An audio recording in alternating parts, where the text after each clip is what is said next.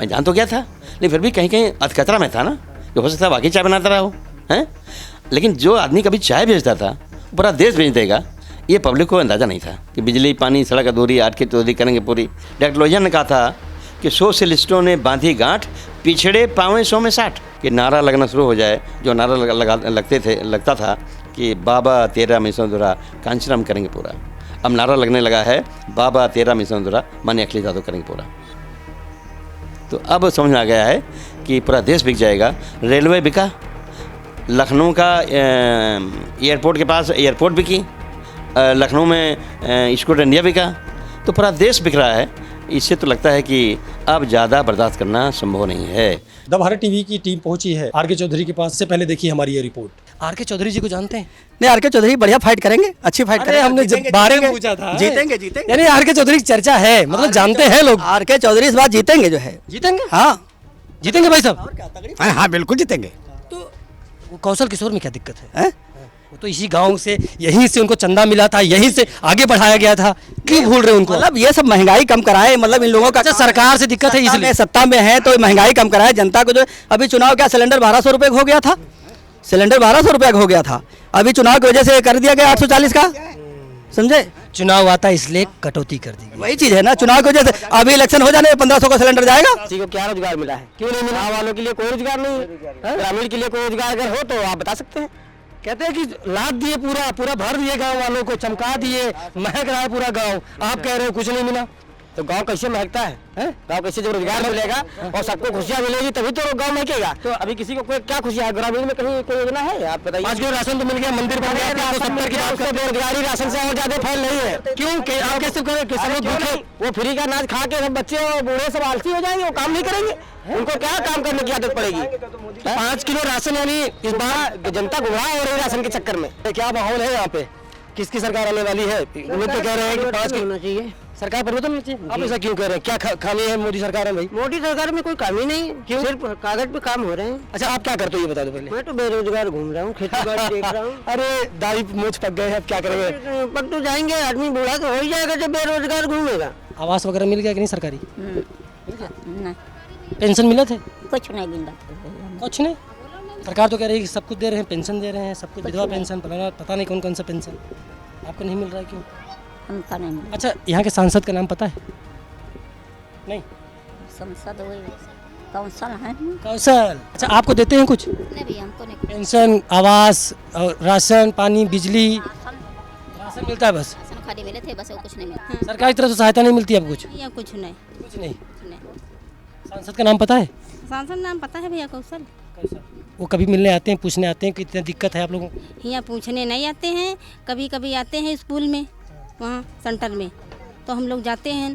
ठीक, अपनी समस्या बताती हैं कि हमको ये समस्या है, दिक्कत है। भैया अपन समस्या बताया तो भैया यहाँ को जब पूछते हैं हमारे लोगों को सुनते भैया। इस बार किसको वोट देना है? किसको, कौन सी लग रहा है कि इस बार किसको चुनना चाहिए?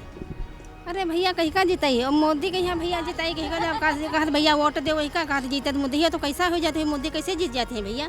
पहले स्वागत है हमारे चैनल पे आपका। बहुत बहुत धन्यवाद। क्या माहौल चल रहा है, कैसा रिस्पांस मिल रहा है जनता का? इंडिया गठबंधन से हम लड़ रहे हैं, टिकट लिया है समाजवादी पार्टी का, तो निश्चित तौर पे खासतौर से लोकसभा क्षेत्र मोहनलालगंज में बड़ा बदलाव होगा और बीजेपी को हम लोग से खरीद देंगे। लेकिन आपके सामने 2 बार के सांसद बोल रहे हैं कि इस बार भी चौका मार देंगे हम, तो आप छक्का मारेंगे तभी तो आगे जीत पाएंगे। सही बात है, 2 बार के, अगर 1 बार के होते तो चल जाता, लेकिन 2 बार में ज़्यादा दिक्कतें हो गई, क्योंकि एक घटना घटी, नशा मुक्ति आंदोलन चलते चलते घर में घटना घट गई, 8 करोड़ रुपया सांसद निधि को वापस करना पड़ा। तो इसे दो बिंदु खाली उदाहरण के लिए हैं। तो जो नेता निश्चित तौर पे ऐसी एक्टिविटी करेगा, पब्लिक तो नाराज़ होगी, उसका फ़ायदा हमें मिल रहा है।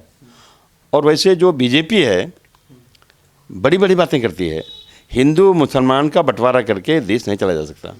देश बाबा साहब डॉक्टर अम्बेडकर के संविधान से चलेगा। इस देश में उच्च वर्ग लोग तरक्की करके बहुत आगे बढ़े हैं, लेकिन जो समाज सदियों से लुटा है, पिटा है, कमज़ोर है, लाचार है, पिछड़ा गया है, उसकी संख्या बहुत ज़्यादा है, मोर देन 95 है। अगर वो लामबंद होना शुरू कर दिया है तो बीजेपी घटाएगा।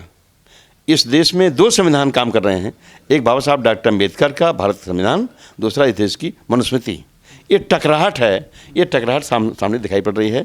इसमें संविधान मानने वाले जीतेंगे। अच्छा, मनुस्मृति विधान बता रहे बाबा अम्बेडकर के, उस पर हावी हो रही है, दिखाई दे रही है? देखिए, संविधान अलग चीज़ है, मनुस्मृति अलग चीज़ है। मनुस्मृति को ध्यान रखते हुए उसको पालन कराने के लिए बीजेपी सरकार ने अब तक काम किया है। अब तक जनता गुमराह रही है, सोचती रही अब ठीक हो जाएगा, अब ठीक हो जाएगा, क्योंकि मोदी बड़ी बड़ी बात करते थे।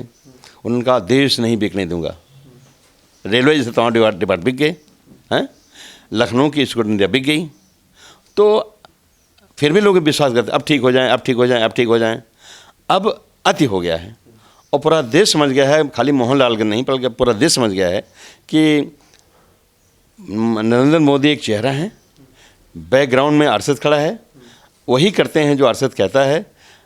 और हर हालत में अब समझ के इस इलेक्शन में पूरे देश में लोग लामबंद हो रहे हैं। बाबा साहब अम्बेडकर संविधान को मानने वाले इस देश में चाहते हैं लोग कि हर जाति हर धर्म लोगों को आगे बढ़ के बराबरी और इंसानी ज़िंदगी जीने का मौका मिले, वो सब लामबंद हो रहे हैं और लामबंद होकर बीजेपी खराएंगे। आप बसपा का जब गठन हो रहा था तब उस समय आप मतलब मेंबर थे आप बसपा के गठन में, तो कैसे समाजवादी पार्टी अखिलेश यादव के साथ में कैसे? भाई सही बात तो यही है ना जो आप सवाल पूछे कि बहुजन समाज पार्टी में मैं काम करता था। मैं तो वकालत करता था, लेकिन धीरे धीरे मानवेंद्र कांताराम टच में आ गया। उन्होंने 93 में वकालत छोड़ने के लिए मैं प्रेस किया, कंपेल किया, कन्विंस किया, मैंने छोड़ दिया, लखनऊ आके बैठ गए और सरकार बन गई अलायंस की और मैं मंत्री बना दिया। मैं तो लड़ा भी नहीं था, ऐसा नेता मैंने कभी देखा भी नहीं था। तो मानवेंद्र कांताराम जी ऐसे लीडर थे देश के जो देश में चाहते थे कि बाबा साहब अम्बेडकर संविधान पूरी तरह लागू हो। तो मैं उनका कायल हूँ। ऐसे हम नहीं, से लाखों लोग देश में तैयार हुए। अब कोई मोमेंट, कोई विचारधारा की रजिस्ट्री नहीं होती है कि भाई कोई चाहे जो चला दें, फॉलोइंग होती है। बहन जी को मौका मिला, उन्होंने शायद लिखवा भी लिया, लेकिन चल तो नहीं पाया, इसलिए कि मानवेंद्र कांताराम जी को फॉलो करना, बाबा साहब फॉलो करना अलग बात है और अपने को घोषित करना कि मैं उत्तराधिकारी हूँ, यह अलग बात है। अब चल तो नहीं पाया। अब तो वो वर्ग भी विश्वास नहीं कर रहा है जो विश्वास बेस होता था बहुजन समाज पार्टी का। तो निश्चित तौर पे हम लोग समाजवादी पार्टी में हैं और समाजवादी पार्टी में इसलिए हैं कि वहाँ पीडीए है। कोशिश करेंगे कि नारा लगना शुरू हो जाए, जो नारा लगता था कि बाबा तेरा मिशन अधूरा कांचीराम करेंगे पूरा। अब नारा लगने लगा है बाबा तेरा मिशन अधूरा माननीय अखिलेश यादव करेंगे पूरा। इसलिए काम कर रहे हैं, बहुत काम करना है, बहुत काम करना है। लेकिन भारतीय जनता पार्टी सामने है, कह रही है 400 पार। कैसे? बहुत कॉन्फिडेंस में दिखाई दे रहे हैं वो सब, उनके नेता और खास करके भरे मन से प्रधानमंत्री नरेंद्र मोदी कहते हैं कि 400 पार। नहीं, सही है, उनको कहना भी चाहिए और कह रहे हैं तो पब्लिक समझ भी रही है। शुरुआत में तो हम भी गफलत में थे, उनकी पार्टी ने नहीं ज्वाइन किया, लेकिन अच्छा लगता था कि चलो भाई ऐसा नेता कोई हुआ है जो जिसके प्रति सिंपैथी पूरे देश की है, हम भी ठीक हैं। क्या सिंपैथी इसलिए थी कि चाय बनाते, चाय वाले हैं? हाँ, इसीलिए उनकी गरीबी समझ गए कि चाय वाले थे। नहीं, मैं जान तो गया था, लेकिन फिर भी कहीं कहीं अधखतरा में था ना कि हो सकता है वाकई चाय बनाता रहा हो, हैं। लेकिन जो आदमी कभी चाय बेचता था पूरा देश बेच देगा, ये पब्लिक को अंदाज़ा नहीं था। तो अब समझ में आ गया है कि पूरा देश बिक जाएगा। रेलवे बिका, लखनऊ का एयरपोर्ट के पास एयरपोर्ट बिकी, लखनऊ में स्कूटर इंडिया बिका, तो पूरा देश बिक रहा है। इससे तो लगता है कि अब ज़्यादा बर्दाश्त करना संभव नहीं है, बर्दाश्त बाहर है। और एक और अड़चन है, क्योंकि आपके क्षेत्र में मैं गया, वहाँ पे मेरा द भारत टीवी सर्वे किया, तमाम लोगों से, गरीब से और हर वर्ग के लोगों से बात किया हमने। तो 5 किलो राशन जो है, 5 किलो राशन वो सबको मालूम है। उसको कैसे आप डिफाइन करेंगे, कैसे आप उसको बोलेंगे कि ये 5 किलो राशन क्या है? देखिए, हम लोग इस इलेक्शन को लड़ रहे हैं एक तरह से कैडर कैंप करके, और 27 तारीख से अगले इस महीने में 15 तारीख तक यही काम कर रहे हैं। बूथ लेवल, सेक्टर लेवल के वर्कर को बुला के एक दिन में 3 जोन करते हैं, उनको तैयार कर रहे हैं बूथों सेक्टर पर काम करने वाले लोग कि असल बात क्या है। तो आर के चौधरी कहीं पहुँचे न पहुँचें, लेकिन आर के चौधरी टीम पहुँचेगी और ये समझाना शुरू हो गया है अब कि वो फंडा काम नहीं करेगा। राशन लेने वालों से पूछा लोगों ने, आपके चैनल के लोगों ने पूछा तो सीधे कहा नहीं मोदी। अब गाली भी दे दिया लोगों ने, महिलाओं ने, और कहा नहीं वो मोदी वोट नहीं देंगे, अर्चना चौधरी वोट देंगे। तो अगर महिलाएं ऐसा करें जो अनपढ़ हैं तो ज़रूर कोई बात है, क्योंकि एक मुद्दा चाहे राशन मुद्दा वो लंबा नहीं चलता, 10 साल चल गया बहुत है। लेकिन आर के चौधरी जी, राशन का मामला जो है वो तो आज़ादी के कुछ सालों बाद ही लागू कर दिया गया था। पूरा एक बाकायदे इस पे प्रस्ताव पास किया था कि भाई जो जिनके पास खाने की दिक्कत है उनको राशन दिया जाए, लेकिन वो कोई समझा नहीं पाया। जो बीजेपी ने समझा दिया उस पर प्रधानमंत्री की फ़ोटो लग के आती है। तो 5 किलो जो राशन का मसला है वो आप लोग क्यों नहीं समझा पाए लोगों को? अब खाली मीडिया समझ जाए, सब लोग समझ जाएंगे। आप जानते हैं कि मीडिया के अधिकांश लोग उस विचारधारा के हैं जिस विचारधारा के खिलाफ हम लड़ रहे हैं। तो निश्चित तौर पे नुकसान तो हुआ है, लेकिन अति हो गया है। तो अब मीडिया के खिलाफ भी जनता हो गई है और बीजेपी के खिलाफ भी हो गई है। अब हमको समझाना थोड़ा आसान है, हम समझा ले जाएंगे, अभी टाइम है। लड़ने जा रहे हैं आप मोहनलालगंज में, आप ऐसा क्या करेंगे, क्या और काम करने की ज़रूरत है मोहनलालगंज में? आप गए होंगे, कई जगह पर भ्रमण किए होंगे, देखे होंगे, और भी क्या ज़रूरत है वहाँ पे करने के लिए? देखिए, जो विकास के काम हैं और समाज तैयार करने काम है, कभी अंत नहीं होता। जो काम करते तो करते रहेंगे। हमारे पिछले काम को देख के लोग नारा लगाते हैं कि बिजली, पानी, सड़क, अधूरी, आज की चौधरी करेंगे पूरी। ये नारा पूरे लोकसभा क्षेत्र में लग रहा है, क्योंकि नेता इलेक्शन लड़ता है, चाहे एमएलए चाहे एमपी का, लेकिन जीतने के बाद जानते कौन आता है? इलेक्शन के दौरान उसके वर्कर अंदर बाहर सब घूमते हैं, लगता है बहुत खास हैं। जैसे जीत जाता है तो कार्यकर्ता बाहर, साड़ू सड़वाएँ रिश्तेदार अंदर।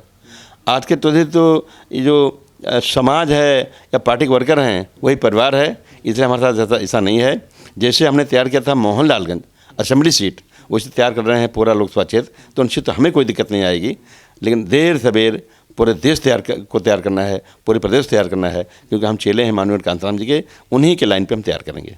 आप परिवारवाद की बात करती है भारतीय जनता पार्टी। मैंने कहा मैं व्यक्तिगत कमेंट नहीं करता, लेकिन जिस चीज़ को जनता जान रही है उसको हम अलग से क्या कहेंगे। मुझे लगता है कि नेता कोई भी हो, परिवार है, परिवार का लालन पालन करना चाहिए, लेकिन परिवार को ही अपने लाइन पे लगा देना, क्योंकि विचारधारा का आधार पर राजनीति करना चाहिए। हमारे लड़के, हमारी लड़की, हमारा दामाद, हमारी पत्नी, सब वही एमएलए एमपी होते रहें, ये जनता देखती है, जनता जवाब देगी, हम क्या जवाब देंगे। आपके दाहिने साइड पे देखिए मुलायम सिंह की तस्वीर लगी है। मुलायम सिंह यादव, क्या जो पीडीए अब अखिलेश यादव बनाए हैं, पिछड़ा दलित अल्पसंख्यक, उस पर कितना काम किया मुलायम सिंह यादव ने? बहुत काम किया। और नेताजी के बारे में जो आम वर्कर कहता है, जिसने कभी न झुकना सीखा, उसका नाम मुलायम है। तो निश्चित तौर पे इस समय माननीय अखिलेश यादव जी वही काम कर रहे हैं जिससे देश में जो बड़े पैमाने जो दबाए गए हैं, पिछाड़े गए हैं, वो भी आने वाले दिनों में आके बराबर ज़िंदगी जी सकें। माननीय अखिलेश यादव वही काम कर रहे हैं, तभी पीडीए बनाया है। और मैं तो बहुत ज़्यादा खुश हूँ, क्योंकि मैं बहुजन समाज पार्टी में काम किया हूँ। बहुजन समाज पार्टी थी, अब समाजवादी पार्टी है, लेकिन पीडीए भी है। इसलिए मैं तो व्यक्तिगत तौर पे बहुत उत्साहित हूँ, हमारे वर्कर उत्साहित हैं, और हमें लगता है जल्दी चुनाव खत्म हो, हमें पूरे प्रदेश में और जगह बढ़ के काम करने का मौका मिले। मैं तो ज़्यादा उत्साहित हूँ। बीजेपी कह रही है सबका साथ सबका विकास, लेकिन जो गरीब वर्ग के लोग हैं, जो तमाम अभी उस सुविधाओं से अछूते हैं, उनका विकास कैसे होगा? निश्चित तौर पे जब तक लाइन खींच काम नहीं होगा कि जो इस देश के दबे हैं, पिछड़े हैं, कमज़ोर हैं, लाचार हैं, उनको चिन्हित करके उन्हें गरीब नहीं कहा जाएगा, तब तक गरीबी के पैरामीटर पे ऐसे बहुत लोग हैं जो गरीब हैं तो नहीं, लेकिन उनका समाज अमीर है। अगर वो गरीब हैं तो हो सकते हैं, लेकिन उनका जो समाज है अमीर है, तो वो पक्ष लेते हैं जातीय आधार पे। तो हमें लगता है कि बाबा साहब डॉक्टर अम्बेडकर, डॉक्टर राम मनोहर लोहिया, इन्होंने लाइन खींचा था। डॉक्टर लोहिया ने कहा था कि सोशलिस्टों ने बांधी गांठ, पिछड़े पावें 100 में 60। इन्हें अगर 100 दरोगा भर्ती हों तो 100 में 60 दरोगा दलित और पिछड़े भर्ती हों। बाबा साहब डॉक्टर अम्बेडकर ने उसी बात को संविधान में कह दिया कि देश में हर जाति के लोग आगे बढ़ के बराबरी और इंसानी ज़िंदगी जीने का मौका पा सकें। उसके लिए आर्टिकल 15(4), आर्टिकल 16(4) में कुछ विशेष सहूलियत दिया गया, और आर्टिकल 16(4) में दिया गया आरक्षण। तो निश्चित तौर पे इस देश में दलितों को, पिछड़ों को तब तक सहारा मिलना चाहिए, चाहे आरक्षण का, चाहे विशेष सुविधा का, जब तक कि उच्च वर्ग के बराबर ना हो जाएं। इसमें लाइन खींच काम करना पड़ेगा। अगड़े भी साथ होंगे, क्योंकि राहुल सांकृत्यायन भी ब्राह्मण थे, लेकिन काम तो करते थे वो, हैं, हर वर्ग के लिए। सोच उनका चिंतन उस कमज़ोर वर्ग के लिए था जो जाति के आधार पर सताया गया है। मेरा आखिरी सवाल है, अखिलेश यादव आपको सीट तो दे दिए, तो क्या मन से आपके साथ में है? क्योंकि बीजेपी कह रही है ना कि अखिलेश यादव कभी दलितों के प्रति काम नहीं अच्छा कर सकते। मीडिया ने जो उछाला है आज के 10 साल पहले, 5 साल पहले, अब माने अखिलेश वो माने अखिलेश नहीं हैं जो पहले थे। अब माने अखिलेश अम्बेडकरवादी हो गए हैं, लोहियावादी हो गए हैं। देश में उच्च वर्ग के लोग तरक्की करें, वो भी चाहते हैं, हम भी चाहते हैं, लेकिन जो समाज सदियों से दबाया गया है, पिछाड़ा गया है, वो भी आगे आवे। इस टाइप के नेता बन रहे हैं और बन चुके हैं। उनके साथ काम करने में हम जैसे लोगों को काफ़ी आनंद आता है। कितने वोट से हराएंगे आप? आखिरी सवाल, कितने वोट से हराएंगे आप उनको? कौशल किशोर। हम जीतेंगे, बीजेपी हारेगी, ये तो हम जानते हैं, लेकिन जब चुनाव 10 दिन रह जाएगा तब आकलन करेंगे, अभी नहीं। अभी नहीं। तो ये मेरे साथ में आर के चौधरी जी थे, जिनका साफ तौर पर कहना है कि इस बार के लोकसभा सीट जो है मोहनलालगंज में उनका परचम लहराएगा।